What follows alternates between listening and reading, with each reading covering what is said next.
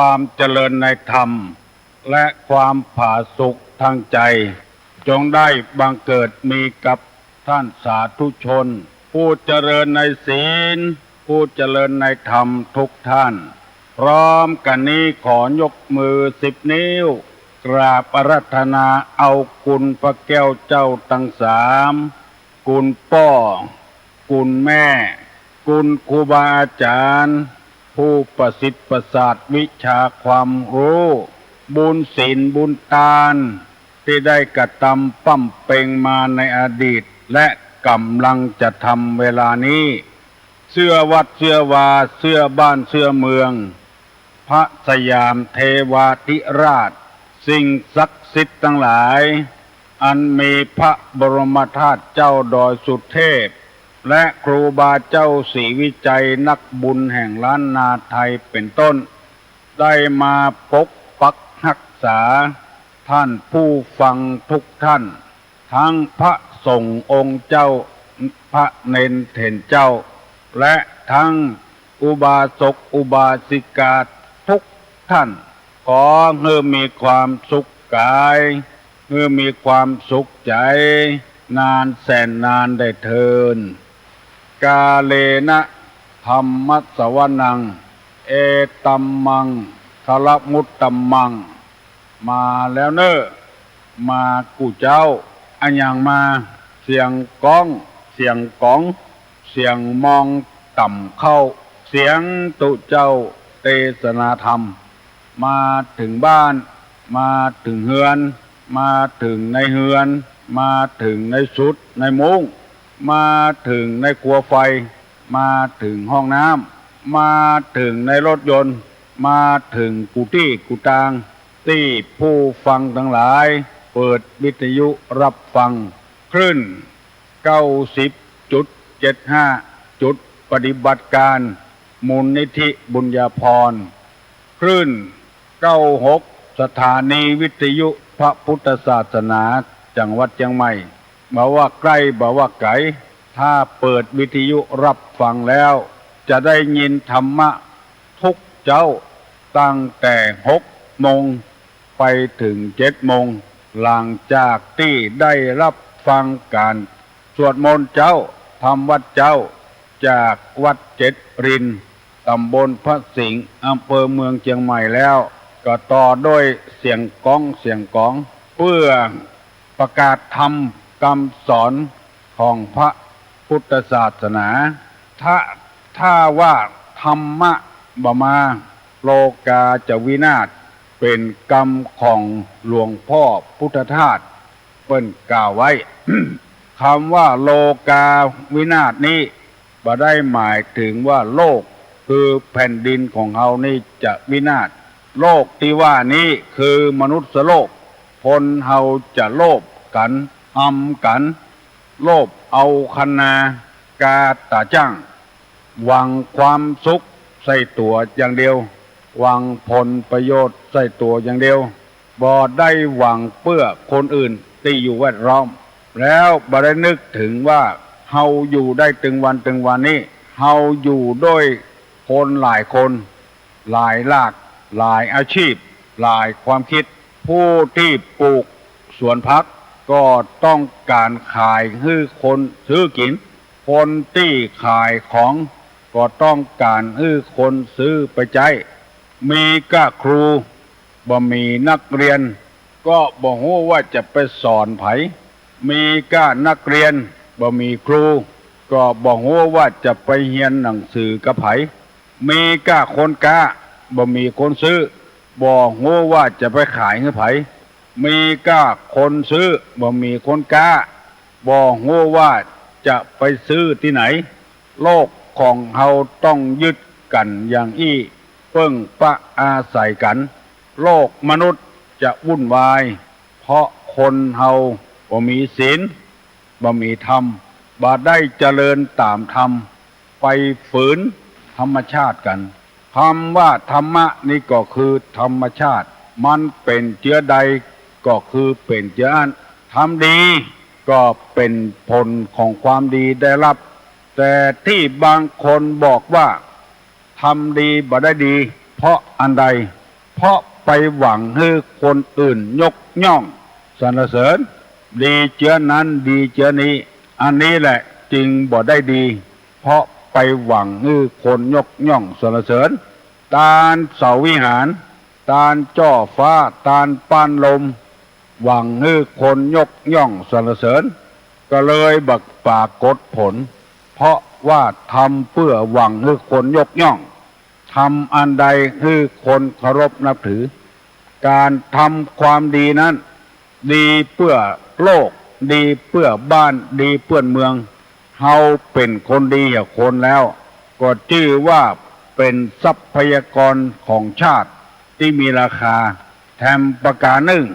มันยังบ่ฮื้อผลเตื้อทำดีบ่เต็มที่เตื้อแล้วไปหวังผลตอบแทนเร็วลงไปปลูกต้นไม้วันนี้จะฮื้อมันใหญ่วันนี้จะได้กินหน่วยมันวันนี้มันเป็นเรื่องที่ใจฮ้อนเกินไปมันบ่เต็มที่เตื้อมันบ่ถึงเวลาเตื้อก็เลยใจฮ้อนแล้วบ่นว่าทำดีบ่ได้ดีนอกจากนั้นทำดีผิดตี้ทำไปแล้วบ่ได้ดีก็บ่นคือเปิ้นบ่ต้องการบ่ใจตี้ของเฮาตี้จะต้องทำแล้วเฮาไปทำก็เลยบ่ได้ดีก็เลยบ่นได้เดือดต้านผู้ฟังธรรมะทั้งหลายอย่าไปใจฮ้อนจะไปทำดีผิดตี้มันถูกตี้ถูกทางมันจึงจะได้ผลทำไปเถอะใน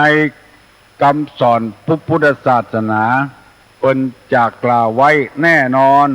แต่จะอย่าไปใจฮ้อนมันต้องได้วันใดวันหนึ่งอย่างแน่นอนทำดีผิดตี้ทำดีบ่ได้ถึงเวลาที่อย่างฮื้อผลแล้วก็ไปบ่นพ้นพันธนาว่าการสร้างความดีไว้เถอะการสร้างความดีก็คือการปฏิบัติธรรมนั่นเองเมื่อต่างคนต่างมีศีลต่างคนต่างมีธรรมมันเหมือนกับเครื่องอะไหล่รถเอาเข้าใส่ที่ไหนก็ได้มันถูกต้องกันถ้ามันผิดตี้เอาน็อตเบอร์5ไปใส่เบอร์4มันก็หลวมมันก็กลับเลยบ่ได้ผลรถยนต์มีหลายยี่ห้อวิทยุมีหลายยี่ห้อเครื่องใช้ไม้สอยต่างๆมีหลายยี่ห้อดีก็มีราคาก็แพงไปตามนั้นเพราะฉะนั้นถือเอาตามธรรมชาติแล้วเราจะได้สบายใจจะได้โล่งใจม่วนใจพยายามทำไปใจวันนี้จะได้นำเอาปอนของนางพุทธดีที่ขอจากพระอินทร์บนสวรรค์มาเล่ามาอธิบายต้านตั้งหลายได้ฟังเพราะว่าหลายคนยังบ่เคยได้ยินกำเตื้อที่ว่านางพุทธดีขอปอนจิมพระอินทร์10 ข้อมีอย่างพ้องวันนี้ตุลุงจะได้หงายของที่มันคว่ำไว้บ่เคยได้ยินได้ฟังก็จะหงายฮื้อพ่อฮื้อฟังแล้วเราจะเกิดความรู้ขึ้นมาพร้อมกันนั้นจะเอาธรรมะมาประยุกต์ในปอนข้อต่างๆท่านทั้งหลายฟังแล้วเราจะได้หู้ก่อนเราบ่ฮู้บัดเดี๋ยวนี้เรามีความหู้พ้องดังนี้เป็นต้นได้กล่าวไว้ว่านางพุทธดีเป็นมเหสีของพระอินทร์บนสวรรค์วันหนึ่งพระอินทร์หันนางพุทธดีผิดสังเกตคือคนผิดสังเกตนี่คือคนจะเสี่ยงบุญเสี่ยงกุศลกรรมบักกล่าวว่าจะสะออนจากกันจะต้องมีปรากฏการณ์อย่างใดอย่างหนึ่งได้ยินได้หันอันนี้ก็เช่นเดียวกันนิมิต5 ประการเกิดขึ้นกับนางพุทธดี 1. เสียงแหบ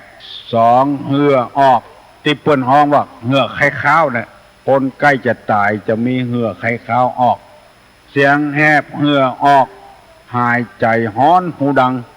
ฮ้อนกระวนกระวายเพราะว่าธาตุไฟมันจะออกแล้วมาตี้หูดัง ข้อที่สี่ผิวหมอง ผิวพรรณวันนะเกยเลื่อมเกยงามเศร้าหมองลงไปห้าเครื่องประดับประดาดอกไม้ติบที่เกยประดับประดาตนเหี่ยวไปปกติดอกไม้ติบนี่จะบ่เหี่ยวแต่ของนางพุทธดีเหี่ยวลงไปเสียงแหบเหงื่อออกหายใจฮ้อนหูดังผิวหมองดอกไม้เหี่ยวนางต้องการอันใดเฮือนนางขอนางจะหมดอายุแล้วแทนที่นางจะขอจ้างม้างัวควายนางบ่ขอปอน10 ข้อขอเพื่อเป็นผู้ที่มีในตาดำเหมือนลูกกวางลูกฟานลูกสัตว์ในป่าขอเพื่อมีขนคิ้วดำสนิทขอเพื่อมีนามว่าพุทธดีขอเพื่อได้โอรสผู้ประเสริฐได้ลูกผู้ใจประเสริฐมันยากยิ่งปัจจุบันนี้ก็ยิ่งหันไปถึงวันลูกผู้ใจประเสริฐนี้ได้อธิบายไปแล้วเมื่อตะวาต่อไปเป็นข้อที่5เมื่อทรงคันขออย่าได้อุทธรณ์นูนขึ้นอันนี้เป็นกรรมราชาศัพท์และเป็นกรรมไทยถ้าจะว่าตามคนเอาบัดเดียวนี้ก็ว่าเมื่อมารลูกในท้องทรงคันนี่นะพอหืดท้องอย่าไปนูนขึ้นมารเหมือนกับประมาณเพราะเชื้อใดอันนี้เป็นความต้องการของแม่หญิงทั้งหลายบ่ต้องว่านางพุทธดีแม้แต่คนเอาธรรมดานี่ก็ชั่นกันหัวเปิ้นหูว่ามารลูกในท้องมันใหญ่ไปที่ไหนมาที่ไหนมันเติกมันเคิงถ้าเสด็จไปกับพระราชามันจะเป็นที่เครื่องตาของพระราชามหากษัตริย์อยู่ในท้องนั่นน่ะเหมือนกับว่ามันมีลูกอยู่ตลอดเวลางามอยู่ตลอดเวลาแม่หญิงนี่ชอบความสวยความงามมากกว่าชีวิตชีวาบางทีก็เสี่ยงอันตรายเหลือเกินไปเสริมสวยมันงามต้องการความงามมากกว่าชีวิตชีวาจึงไปเสริมสวยขึ้นลดน้ำหนักกาบกินข้าวนักกาสะปะสะพื้นอย่างที่พี่น้องทั้งหลายหูกิ้วธรรมชาติเพื่อเอารองรับน้ำที่มันไหลจากหน้าผากลงมาบ่ฮื้อเข้าแก่นตาก็อดสาไปขูดขว้างเหี้ยแล้วไปเขียนกิ้วแต่ไม่ซึ่งมันบัดได้รองรับน้ำตารองรับน้ำฝนน้ำอย่างอื่นที่จะไหลเข้าตาเสี่ยงอันตรายเพราะความไข้งามตาบะคมตาบะหวานเอายามาใส่เพื่อตาคมตาหวานมันเสี่ยงต่ออันตรายเสี่ยงต่อตาที่จะบอดจะมืดจะมิดเหลือเกินอันเนี้ยนางจึงผาธนาไว้เหี่ยก่อนว่าเวลามารลูกนั้นเบื่อฮือต้องใหญ่มันเติกมันเคิงทำการทำงานอะไรอย่างก็ยากนอนก็ลำบากผมอยู่ในหัวก็ไปแปลงไปเพื่อจะไว้ให้คนทั้งหลายได้พอได้กอยเมื่อแปลงมาแล้วเมื่อคืนก็นอนเป็นตุกเป็นยากนอนหงายก็บ่ได้หัวเก้าผมรุดอดสานอนอย่างอื่นรับพ่องบ่รับพ่องเสี่ยงต่อความตายนักเหลือกความงามอันเนี้ยนางจึงผาธนาไว้เหี่ยก่อนคนเฮากุคนก็ถ้าจะเหมือนอย่างเดียวกันพุทธดีแม่ออกทั้งหลายต้องการความงามจีขอโทษแม้กระทั่งเกิดลูกออกมาแล้วยังกลัวเพื่อนหูปกปิดความชั่วของตัวเองเอาไปขว้างตามทางขยะพ่องเอาไปขว้างต่ำน้ำพ่องเอาไปฝังพ่องเพราะกลัวบ่งามกลัวว่าได้เป็นแม่เฮือนหนุ่มกลัวมีลูกเมื่อหนุ่มๆกำบ่รับผิดรับแต่ความชอบดังนี้เป็นต้นจึงเป็นภัยร้ายของสังคมทุกวันนี้นำความเดือดร้อนให้รัฐบาล ต้องตั้งสำนักงานเด็กกำพร้าเลี้ยงเด็กกำพร้าเสี่ยงเงินเสี่ยงทองของประเทศชาติโดยใช่เหตุอันนี้เป็นความต้องการของนางพุทธดีข้อที่5นำมาฝากฝังพี่น้องทั้งหลายได้ฟังข้อที่6บอกว่าขอฮื้อทันทั้งสองข้างอย่าได้ห้อยย่อนยานทันนี่ก็คือนมถอดถุงแม่อาหารอากาศนอหนูเพิ่นบอกว่าขอฮื้อนมถึงสองข้างอย่าไปหย่อนไปยานเมื่อเป็นสาวเจือใดแก่เนื้อแก่ตัวเท่าแก่ชราก็ฮื้อบอกอันนะเพราะว่ามันบ่งามกำบักเก่าเพิ่นว่าห้างก็แค้วแอวก็โกมเปิดพอนมเหมือนถงยาแก้ เพื่อนเพียกหัวนมนี่ก็เป็นที่ปรารถนาของแม่หญิงทั่วโลกถ้ามันหย่อนมันยานความงามก็หายไปเตือนน้อยยายของฉันที่บ้านทุ่งยายของฉันที่บ้านทุ่งปล่อยให้เสื้อลอยฟุ้งยานเป็นถุงกาแฟที่เขาเพียกกันอันนี้เป็นเรื่องของแม่ย่าแม่หญิงตุลงจะบ่ได้นำมาวิจารณ์นักเพราะว่าเป็นโอทภัยเป็นภัยกับปากตัวเก่าสำหรับคนที่เจตนาให้ได้อธิบายธรรมะถึงวันได้เป็นปีละบ่มีอย่างเสียมาเสียกับกำปากกำเดียวบ่ได้อันนี้ขอฝากไว้พี่น้องทั้งหลายได้กึดเตอะนางบอกว่าขอทันทั้งสองอย่าไปหย่อนไปยานปกติอย่างเก่าอย่างเดิมเรื่องของเรื่องเป็นเจือใดนั้นพี่น้องทั้งหลายอาจจะหูเรื่องถ้ามันยานเกินไปถ้าอู้ถึงด้านมีประสิทธิภาพมีคุณภาพนั้นมันดีตุลุงเคยไปเทศตามป่าเมี่ยงเกียงดงมีคนเฒ่าเถียงว่ามันบดีจะใดมันย่อนมันยานเอาก็ว่าเฮาบ่ฮู้ตามในธรรมบนว่าอย่างนั้นนางพุทธดีขอมาโอ้ตุเจ้าบัดใจมันบดีเนอะมันก็มีคุณภาพอยู่นะคุณภาพเจือใดลองอู้หูฟังหรออย่างแม่เขานี่นะอยู่ป่าเมี่ยงนี่นะเวลาไปเก็บเมี่ยงคนตะกอนในเปิ้นสูบบุหรี่เกี่ยวเมี่ยงสูบบุหรี่โดยผู้โดยหินมันบ่ครบถ้าเอาสูบบุหรี่นี่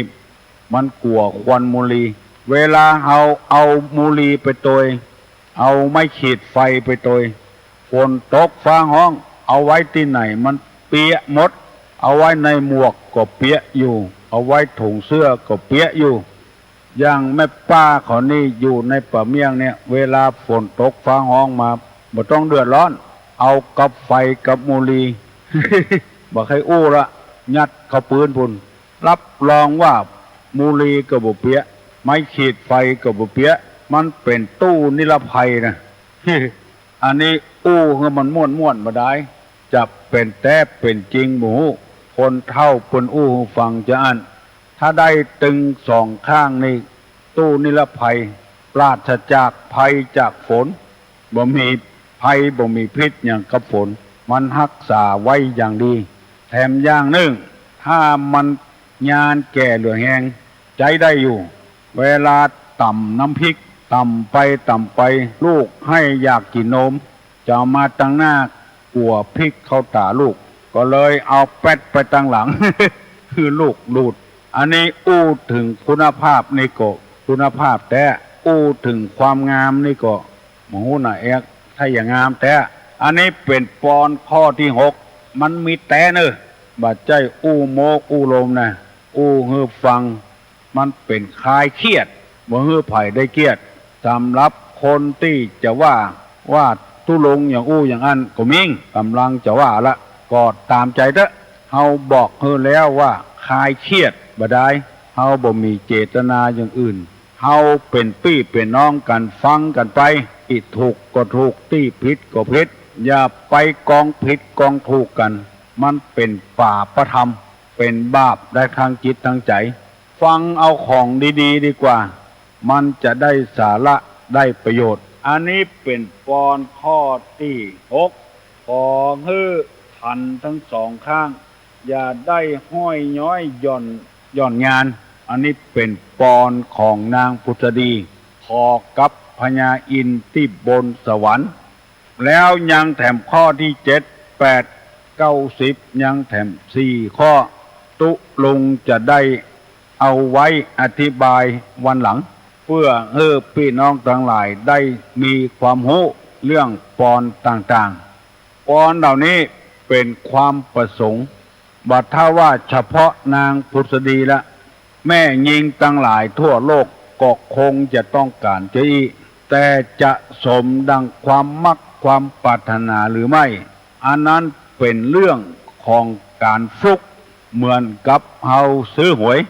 ซื้อใบใดก็ต้องการถูกกูใบเมื่อมันถูกก็เรียกว่าฟลุกถ้ามันบ่ถูกก็แล้วไปความปรารถนาของผู้ยิงทั้งหลายดังที่กล่าวมานี้ได้6 ข้อแล้วอาจจะมีความประสงค์อย่างอี้เหมือนกันหมด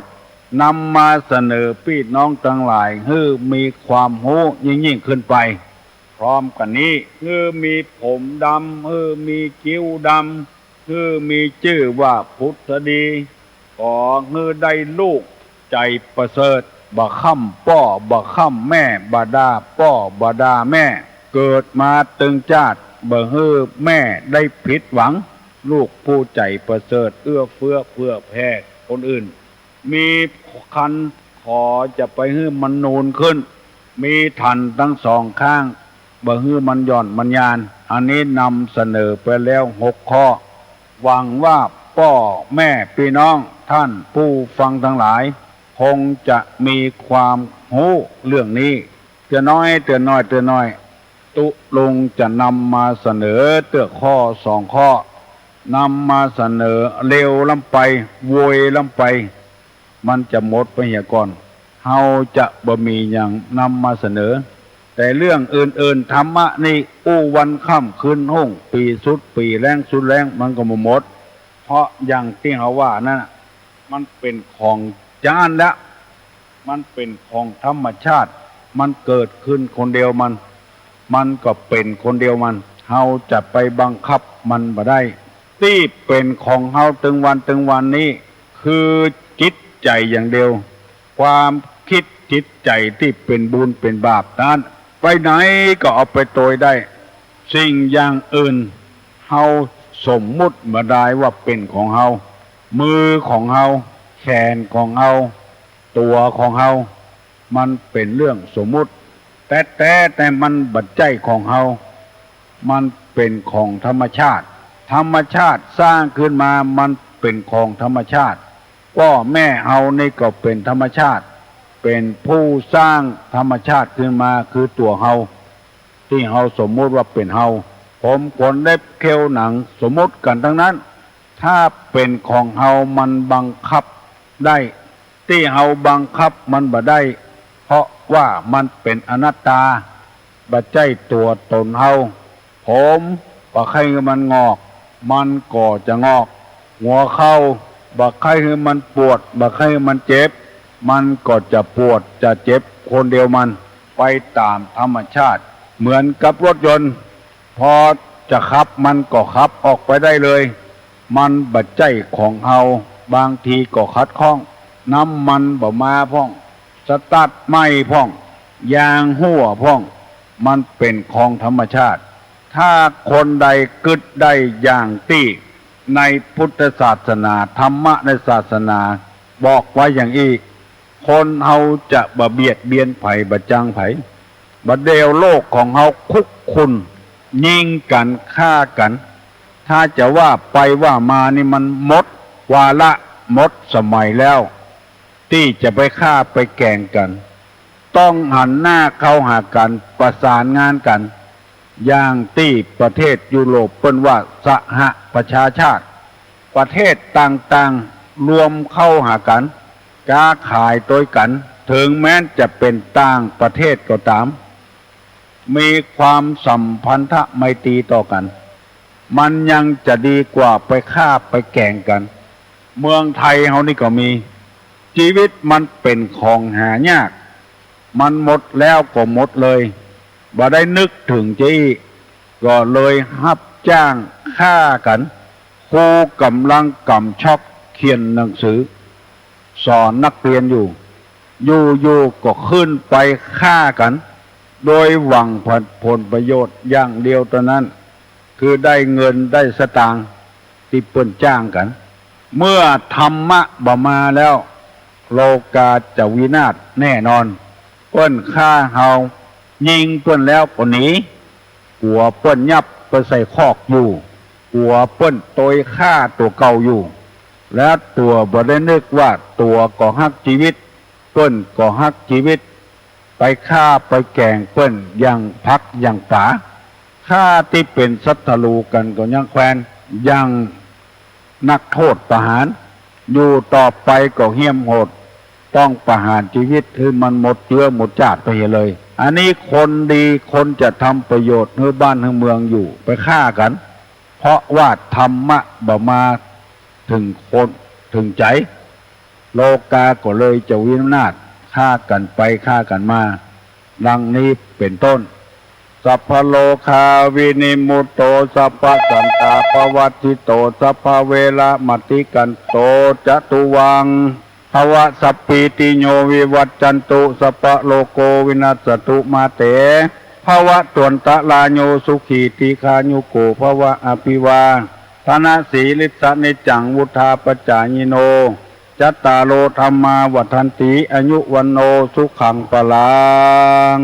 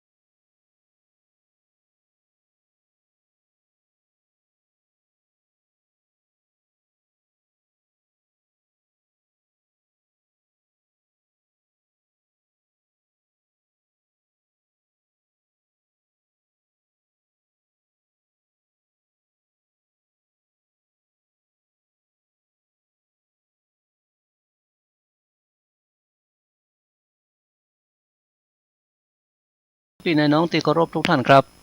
สาระธรรมกำเมืองครับปิ๊กมาปะกับเจ้าพี่นายน้องเฮาแล้วนะครับอยู่จากกันที่นี่โดยเรื่องราวสาระที่มีอยู่ในธรรมเมืองของเฮานะครับ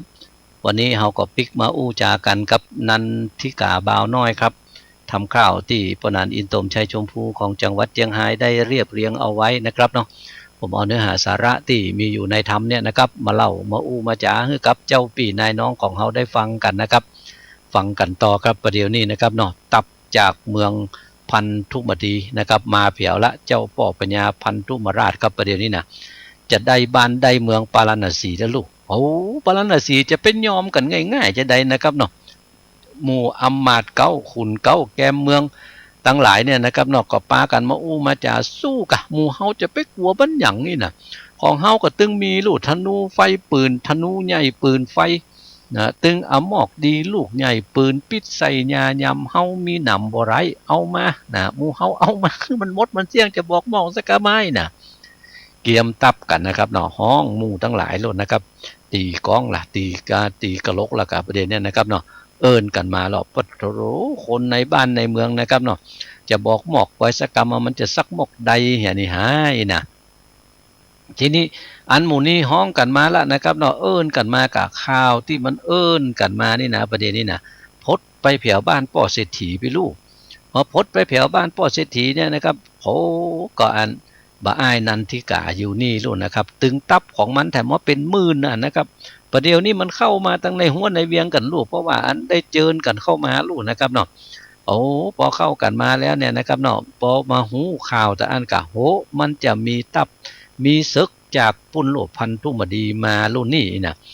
ก็อันมาอู้มาจากกันก่อยกับเฮาก็คนบ้านนี่ลูกอย่าง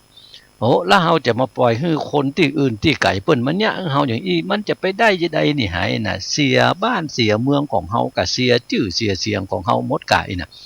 มันจะสักหมอกใดเหี่ยนี่หายน่ะทีนี้อันหมู่ขุนเก้าแกมเมืองตั้งหลายเนี่ยนะครับเนาะพอว่าจะอันอู้กันแล้วว่าจะยกทัพไปน่ะก็อันมากึดในใจทำกรรมกันนะครับเนาะโอ้บ้านเฮาก็มีเจ้าป่อพญานันทิกาเนาะเมืองสังกษะเปิ้นมันย่างมาจอดอยู่หั่นน่ะถ้าว่าหมู่เฮาจะออกกันไปอย่างเดียวเนี่ยเฮาก็บ่มีคนนำทัพลุยน่ะคนนำทัพมันเป็นเจ้าป่อพญาใหญ่น่ะไปขอเจ้าป่อพญาดีกว่าไปน่ะก็เลยปากันออกจากวังกันนะครับบ้านป่อเศรษฐีมีก็ปากันไปบ้านป่อเศรษฐีพุ่นแหละพอไปแผ่วบ้านป่อเศรษฐีก็กำเอาขันเขาตอกดอกไม้กันนะครับพดไปหาตัวของบ่อ้ายนันทิกาบ่อ้ายมันจะมาอ้ายบ่ได้นะครับเจ้าป่อปัญญานันทิกาหรอกเล่าให้ฟังหรอกเจ้าป่อปัญญานันทิกาก็บอกคือกะโอ้เฮาก็ฮู้ละอันเสียงคนลึกๆลักๆที่มาอู้มาจากันนี่ไหนน่ะตัวของเฮาก็ตึงกึดในใจของเฮาเหมือนกันว่าจะได้เฮาก็ตึงจะเอาตับของเฮาเนี่ยไปช่วยอยู่แล้วอีน่ะบัดถ้าว่าอันหยังละบัดถ้ามากำขันมาจูบ่ต้องมาว่าอย่างนั้นนะจะได้อันหยังก็แล้วแต่เตอะวันผูกเมื่อเจ้าแปลงตับเพื่อมันเป็น2ฝ่ายเนอะอันหมู่เฮาตึงมดตึงมวลกันนี่นะคือมาจากอันหมู่ที่มาจากสังกัสสะเนี่ยนะอันหมู่เนี่ยจะโปกหัวสีแดงอันหมู่นั้นเนี่ยนะครับเอาผ้าดำเอาผ้าลายโปกหัวเนอะสำหรับคนในเมืองปาราณสีเนี่ยเพื่อว่าเฮาจะได้หู้จักกันว่าไผเป็นไผนะคือการออกฮบตับในสมัยก่อนเนี่ยนะครับมันไปฮบกับหอกกับดาบลูกนะครับอันเอาหมอกกาบาขีนาดกาเนี่ยนะครับเนาะโอ้มันมันจะมีอันหนึ่งนะครับเนาะมันใจยังประเดียวลูกนะครับอันนั้นกว่ายิงไปกำตุ่มเนี่ยนะครับปะโถมันต้องท่าให้มันเย็นก็หรอมันจะไปตันกินจะได้กว่าจะเอาเฝ้าเข้าใส่ยัดอันลูกกำผายเข้าใส่แถมก็จะจิแถมกำหนึ่งตุ่มเนี่ยนะครับไว้อัน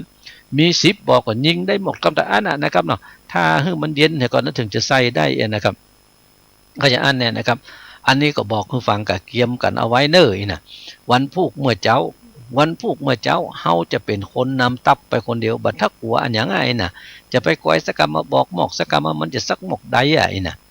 เพราะว่าบอกหมอกมันสกรรมจะสักหมอกใดนะครับเนาะหมู่คุณเก้าแกมเมืองตั้งหลายก็ปอกสบายอกสบายใจกันได้กะเฮาจะมีคนนำตับนารุนี่นะตกมาแผ่วเมื่อเจ้าครับตังในเมืองปาราณสีก็ป้ากันยกตับออกจากบ้านจากเมืองกันนะครับประตูตั้งใต้ปุ้นนะครับเพราะว่าตั้งใต้ปุ้นเจ้าพ่อพญาพันธุมดีพันธุมราชมาอยู่ตั้งปุ้นแล้วนะก็ยกตับออกตั้งประตูเวียงกันนะครับเนาะแต่เจ้าพ่อพญาพันธุมราชนี่นะครับเนาะมันก็ยังใจคนของมันไปส่องยังเยอะกว่าอยู่นะถ้าเฮาจะเข้าบ้านเข้าเมืองของมันจะเข้าตั้งใดประตูตั้งมันตกตั้งมันออกวันใต้ประตูอันใดที่มันเข้าง่ายอันอย่างตั้งหลายอย่างใดนะกัดใจกันไปพออยู่ดูนะครับเนาะแต่ว่ายังบัดตันได้ว่าจะใดกันเตื้อเนี่ยนะครับเนาะประตูตั้งใต้เปิดออกมาแล้วประตูเมืองเปิดออกมาแล้วเนี่ยนะครับเนาะเอาล่ะนะครับเนาะป้ากันลังไหลออกมาลุ่มเลยนะครับจากตังในเวียงครับพอตังในเวียงไหลกันออกมาอันหมู่ตังนอกตกเสกิดกันกะเฮาว่าจะเข้าในเมืองเปิ้นแล้วประเดี๋ยวนี้มันซ้ำสดออกมากันโลละลายอย่างเงี้ยนะเอาหมู่เฮาเอามันตายกันแล้วนะครับประเดี๋ยวนะเอาตายแล้วนะครับหันใส่กันยกดาบเข้าไปว่าเปิ้นว่ายกดาบเร็วฟันฟาด นะครับก็เข้าตะหน้ากันก็ฟันกันนะครับเนาะตึงฟันตึงแตงแหละนะครับเนาะอันหมู่อยู่ทั้งหลังจิปืนเข้าใส่เสียงหมอกนาดปืนไฟเสียงจ้างใจห้องแสนมาฮี่แห่นเนืองนั้นต่างแตงฟันภาพสู้บ่หอนหูวางราพ่องแข้งขาปุดขาดเลือดย้อยหยาดเป็นสายพ่องก็ตายมวยม้างจ้างต่อจนคนกับคนรบภาพเสียงหอกดาบจมกันเสียงนั้นดังทิ้งท่องปอมีก้องสองหูว่าอันนะก็เสียงก็ดังกันมากันนะครับเนาะโอ้โหตัวของอันบ่ายอันนันทิกานี่นะครับเนาะมันพอไปตรงปูนโดอันนั้นโดนนั่งอยู่บนหลังจ้างนั่งอยู่บนหลังจ้างอันนั้นน่ะเขาว่าเจ้าป่อพญาพันธุมราชก้อยสกรรมมันจะซักหมกใดนี่หายนะเพราะว่าเจ้าป่อพญาพันธุมราชก้อยสกรรมจะซักหมกใดบ่ายก็เลยกำธนูของตัวเก่ากันนะครับธนูวิเศษนะครับเอาธนูวิเศษได้ก็ยิงธนูของตัวเก่าไปกันนะครับพอยิงธนูของตัวเก่าไปแต่อันนั้นนะครับสู้นะครับเนาะตึกว่าจะไปถูกใส่เจ้าป่อพญาพันธุมราชมันบัดใจสกรรมเฮ้ยนะครับเจ้าป่อพญานี่ซ้ำตาดีแถมเหมาะนะครับเนาะลูกธนูปุ้งออกมาสวะใส่เนี่ยนะครับเอามือกำลูกธนูอ่ะเอาไว้เสียงตีนะครับธนูว่าแหงเสียงตียังการเจ้าป่อพญากำลูกธนูได้ยังพอแต่หักลูกธนูกำจุ่งแถมนะครับเนาะกำลูกธนูจุ่งใส่สองหน้าหรอนั่งแบบปอเตือนะครับเนาะใส่แถมหรอกบ่น้อยคิงจะสักหมกใดอ่ะไอ้น่ะธนูที่ว่ามันดีเนี่ยยิงมาเอาใส่ตัดอกนี่ว่าอันน่ะจี้ใส่อกของตัวเก่าโลดนะครับมาแล่มากอยแล่จะสักหมกใดนี่ฮะไอ้น่ะพอจี้ใส่อกของตัวเก่าเนี่ยนะครับปากกระดาตัวนะครับเนาะอันหมู่ทหารทั้งหลายท่ากันพอท่ากันก้อยนะครับทีนี้อันนั้นตานะครับพอเปิ้นตามาตัวของบ่อ้ายก็กำเขาใส่กันนะครับเนาะเอาธนูยิงเข้าไปแถมธนูยิงเข้าไปอันนั้นก็เปียแถมนะครับเนาะเปียเข้ามาได้ก็หักเปียมาได้ก็หักนะครับเนาะกำจ้งนะครับเอาอย่างอีปล้ำปเหลือแต่นะครับเนาะยิงไปจะได้ก็บ่ถูกอ่ะนะครับยังบ่พอเตือกำธนูได้ธนูหักแถมเย็นนะครับเนาะป้ามันเป็นจะได้ปล้ำปเหลือนี่หายนะตัวบ่อ้ายเสี่ยงลูกธนูไปหลายแล้วลูกนะครับเนาะพอเสี่ยงกงธนูไปหลายแล้วก็เลยมากึดในใจของตัวเก่าก็สู้ไปอีบ่ไหวแล้วเฮ้ยนะกึดเติงหาคาถาดีของเจ้าอันป่อฤาษีกันนะครับเนาะป่อฤาษีได้สวดคาถาได้บอกคาถาดีให้กับตัวเก่าแล้วตัวของบ่อ้ายก็เลยสวดคาถาใส่เข้าไปกันนะครับเนาะสวดมนต์ดีบทจ้าหันต่อหน้าเร็วไวเกิดเป็นไฟกองใหญ่ลุกวู่ไหม้บัดเดียวคาถานี่มันเป็นคาถาดีด้วยนะครับเนาะเป่าคาถาใส่เข้าไปปั้วเดียวนั่นนะครับเนาะอันท่านี้บ่ยิงละนะครับบ่ยิงไปซื้ออกของเจ้าพ่อพญาพันธุมราชบ่เอาแล้วนะครับเนาะอันเป่าคาถาใส่ฟ้าธนูติดไฟยิงออกไปแต่อันนั้นนะครับเนาะตกใส่ซื่อหน้าของหมู่ทหารทั้งหลายเกิดเป็นไฟลุกขึ้นแหละนะครับไฟนั่นก็ไปอย่างไวเลยนะครับเนาะปะโตไม่วับเลยนะครับอันหมู่ทหารทั้งหลายของพันธุมราชครับนะเปิ้นว่าบ่อาจผจญบ่มีมนต์แก้ได้ไฟลวกไหม้เร็วปันเทิงตัวมันบ่จ้าตึงจ้างมาโยธาไฟลามมาเอาไม่หนีเสี่ยงไฟสาสนไฟตัวล้นบ่พรหนีไปซ่อนแดนใดไฟตัวไปบ่ขาดบ่ร้อนนะครับนี่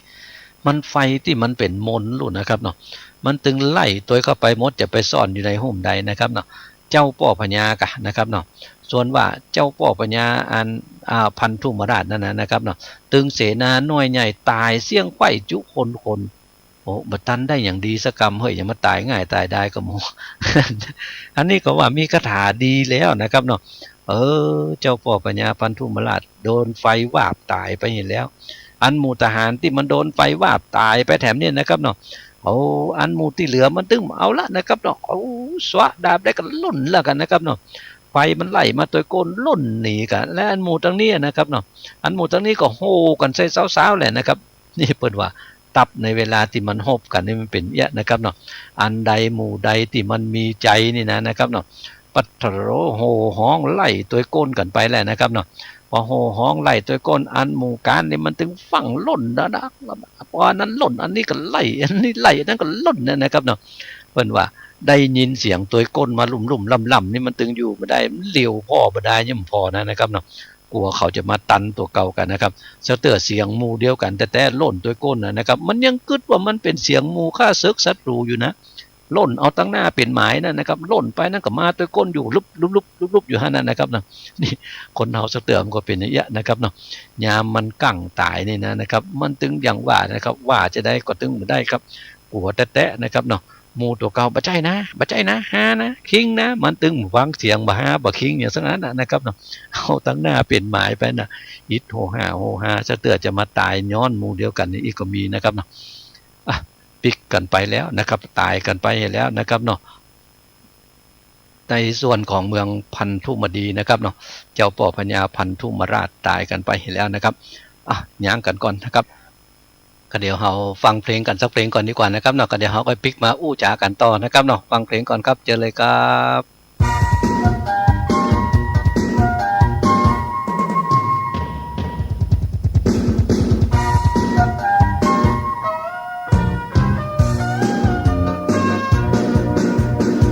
เปิ้นว่างานคือเงินเปิ้นว่าเงินคืองาน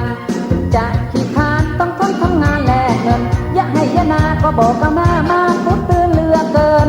ต้องก้มหน้าเดินหาเงินขับรถรับจ้างสี่แว่นเจ้าสี่แว่น400อีกกับพี่จะไปไหนกันครับจะไปหาลูกที่มอซอนี่ไปถนนเส้นใดเส้นเนี่ยกับพี่ลูกพี่เฮียนมอชอกะเนี่ยการก่อสร้างนะฮั่นอย่าไปเดี๋ยวผมจะไปส่งพี่กำเดียวเนี่ยมันเป็นถนนเส้นนี้แน่กะแน่กับพี่ผมจะไปส่งพี่ถึงตี้เลยนะพี่บ่ไปเถื่อพี่จะก้อยเที่ยวไปโหล้มมาดีแต่ออกบ้านมายังไม่ได้คนสักคนเลยน่ะเนาะถามเต้าอี้ก่อโหดไปไม่คนรถไปคนจุนไปปุ่นล่ะเขาตึงบ่คือมัน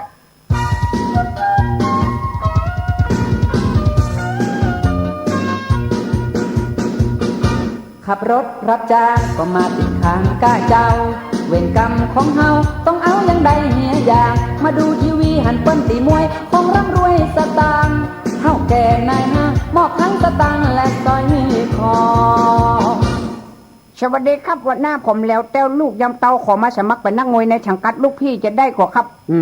หุ่นดี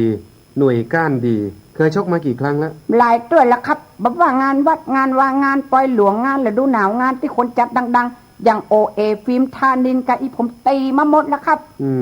ดี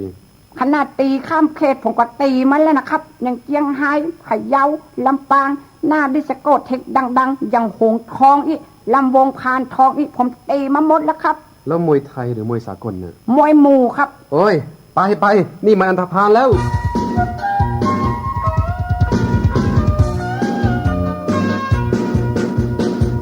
เจอบะแตงบะขึ้นสังความดังจึงร้องเจ็บตัวอย่างคนดาวเจ็บใจบ่ได้พอสู้แห่งกรรมนะน้องมาเป็นนักร้องดีกว่าสวัสดีครับท่านผู้ฟังที่เคารพนี่คือรายการประกวดร้องเพลงนะครับขอเชิญนักร้องท่านแรกก่อนนะครับคุณโตพระเนจรสอนยากสอนเย็นเห็นอะไรอยากได้ลูกเดียวไม่แลเหลียวคนอื่นฟื้นไม่มีหนีไม่พ้นครับนามสกุลยาวไปหน่อยนะครับคุณโตพระเนจรจะร้องเพลงแนวเสียงของใครครับสุรพลครับชื่อเพลงอะไรครับเดือนจ๋ารู้สึกว่าคุณจะประมาทไปหน่อยนะครับให้คุณไปนั่งพักสักแป๊บเดียวแล้วผมจะเรียกคุณขึ้นมาร้องใหม่นะครับครับขอเชิญนักร้องท่านต่อไปนะครับคุณชื่ออะไรครับจอครับนามสกุลอะไรครับใจดีครับคุณจะร้องเพลงในแนวเสียงของใครครับสายันสัญญาครับครับขอเชิญคุณร้องได้เลยนะครับพี่เร่ร่อนนอนกินกับเรียน้องจงคิดเอียบเฟียหยุดเดียวครับคุณยังร้องเพลงใช้ไม่ได้ครับไม่ถูกหลักภาษาไทยเลยครับคุณนิพนธ์คุณเป็นกรรมการก็จริงคุณบ่ต้องมาขวางจังหวะผมเพลงนี้ผมมาฮ้องโซผมไม่ใช่มาซิงเพลงที่ผมจะฮ้องคือเพลงที่ผมแต่งเองชื่อเพลงน้ำตาอีห่วงแล้วถ้าอย่างนั้นเชิญคุณร้องได้เลยครับน้ำตาอีห่วงอยู่ยังบวกคนเอามากินหางคมดอนกิมดิมคนเอามากินบีบขี้ปุ่มดังตอ ไม่ไหวแล้วครับไม่รู้ว่าถุงน้ำแข็งกระป๋องนมรองเท้ามาจากที่ไหนนะครับผมต้องขอยุติการประกวดร้องเพลงไว้แค่นี้ก่อนครับโอกาสหน้าอย่าหวังว่าจะได้พบกันอีกนะครับสวัสดีครับ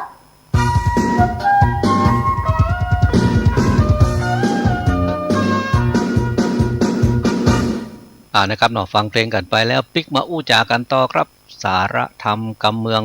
ผมวิโรจน์อินทนนท์กำลังอู้จากับเจ้าปี่นายน้องของเฮาในช่วงเวลานี้กันอยู่นะครับ FM 104.50 คลื่นเพื่อการศึกษาพระพุทธศาสนาและวัฒนธรรมวัดฝ่ายหินอำเภอเมืองจังหวัดเชียงใหม่ครับเป็นแม่ข่ายถ่ายทอดเสียงนี้ไปตามตั้งสถานีวิทยุเครือข่ายกัลยาณธรรมหลายๆสถานีด้วยกันขอบคุณสถานีวิทยุกู้สถานีครับที่ได้เอื้อเฟื้อให้รายการสาระธรรมกำเมืองออกอากาศให้กับเจ้าปี่นายน้องของเฮาได้ฟังกันนะครับเนาะตายกันไปหมดเสียงแล้วลูกนะครับเนาะโอ้พันธุมดีเจ้าป่อพญาพันธุมราชลูกน้องป้องปายไปกันหมดกันเสียงละเมืองปาราณสีก็เป็นอันดีอันม่วนกันนะครับประเดี๋ยวนี้นะโอ้นะหมู่เฮาแป้แล้วประเดี๋ยวนี้นะฆ่าศึกศัตรูทั้งหลายการปากันไปตั้งปุ้นหมดแล้วนะครับเนาะปิกเข้าบ้านเข้าจองมาก็ปากันมากินเลี้ยงกันนะครับสลองใหญ่ลูกประเดี๋ยวนี้นะครับเนาะโอ้รอดตายมาได้ละประเดี๋ยวนี้นะไอ้นะบ้านเฮาก็บ่มีเจ้าบ้านเจ้าเมือง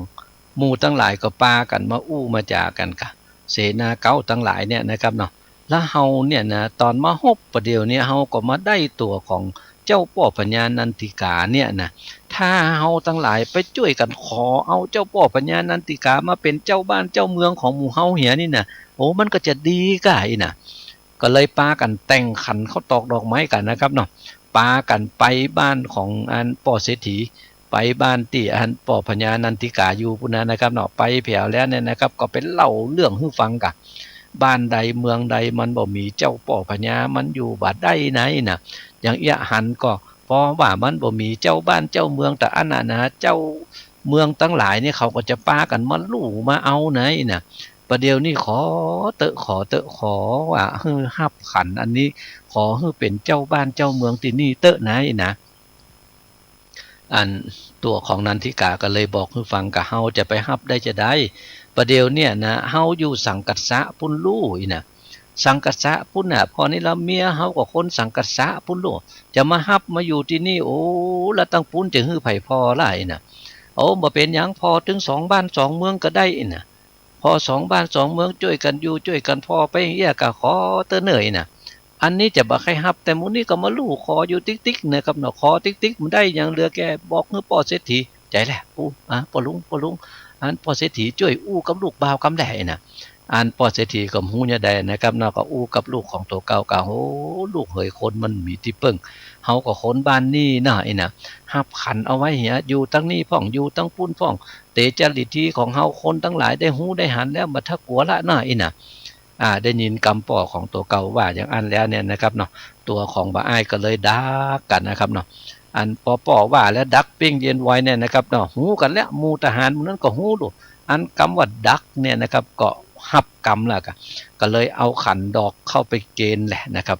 ขันดอกไม้เตียนคำก็เอาเข้าไปเกณฑ์ตัวของบ่อ้ายฮับเอาไว้พอบ่อ้ายฮับเอาไว้แล้วเนี่ยนะครับเนาะปดโต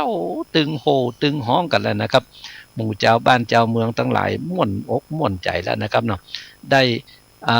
อภิเษกฮื้อตัวอภิเษกอดิเรกมงคลยกยังตนแห่งเจ้าฮื้อเป็นเก้าปารายกนางโสภายอดซ้อยงามจื่นจ้อยเรวดีเป็นเตวีแนบข้างร่วมเจ้าจ้างเสวยเมืองพอละนะครับประเดี๋ยวนี้ได้เป็นเจ้าเมือง2เมืองแล้วนะครับเนาะคนนี่มันอย่างว่านะครับเนาะจะตามันได้นี่มันตึงแต่นะครับบ่ฮู้ว่าจะได้นะครับดีเนาะเป็นเจ้าบ้านเจ้าเมืองอยู่เมืองปาราณสีไป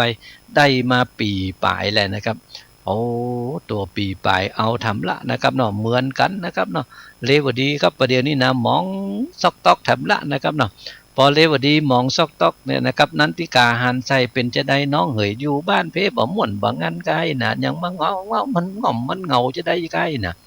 อันนี้ก็เลยบอกให้ฟังกับม่วนน้ำม่วนแต่อยู่ปาราณสีเพชรก็ม่วนญาติโกโหติกาพี่น้องสัมพันธวงศาดีหมดไอ้นะแต่เสียอย่างเดียวอันประเดี๋ยวนี้นะข้าเจ้ากึดเติงไห้แม่เฮ้ยนะ ข้าเจ้าคือเติงไหแม่กับอันหมู่ญาติโกโหติกาสังกัสสะพุ่นเนี่ยใครไปเอวหาพ่องไหนน่ะโหก็จะไปเป็นอย่างป้าเฮาก็ป้ากันไปไกน่ะ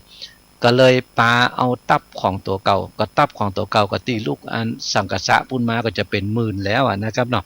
แล้วก็เอาตีจากปาราณสีแถมอนะครับเนาะจากปาราณสีต้ยกันไปส่งแถมอนะครับจะไปส่งเจ้าพ่อพญาอันประเดียวนี่ก็คือว่าใครไปแอวบ้านปุ้นพ่องว่ามันเป็นจะใดนะครับยันพอว่าใครไปแอวบ้านปุ้นพ่องมันเป็นจะใดก็เลยปากันออกไปลุ่มล่ำครับประเด็นนี้นะจะเป็น20,000ปุ่นนะตอนมา10,000นะครับเนาะอันมาแล้วก็ใครปิกบ้านของตัวเก่าอันหมู่นี้ก็ใครไปหันบ้านเปิ้นแถมเนี่ยนะครับก็ปากันปิกบ้านปิกจองกันนะครับจากปาราณสีเข้าไปปุ้นสังกัสสะปุ่นนะครับเนาะไปแผ่วสังกัสสะแล้วเนี่ยนะครับก็ไปอู้ไปจากันกับตังปุ้นกะโอ้ประเดี๋ยวนี้ตังปุ้นเปิ้นก็มาขอคือตังเพเนี่ยได้ไปอยู่อันอย่างตั้งหลายอย่างใดนะแต่ว่าจะไปอันพดแผ่วตังปุ้นแต่หนอพอไปอยู่กันตังเพแล้วจะเนี่ยจะได้กันดีนี่หายนะแล้วเฮาจะเนี่ยจะได้จะมาอยู่ตังเพเมืองเพก็บ่อันนี้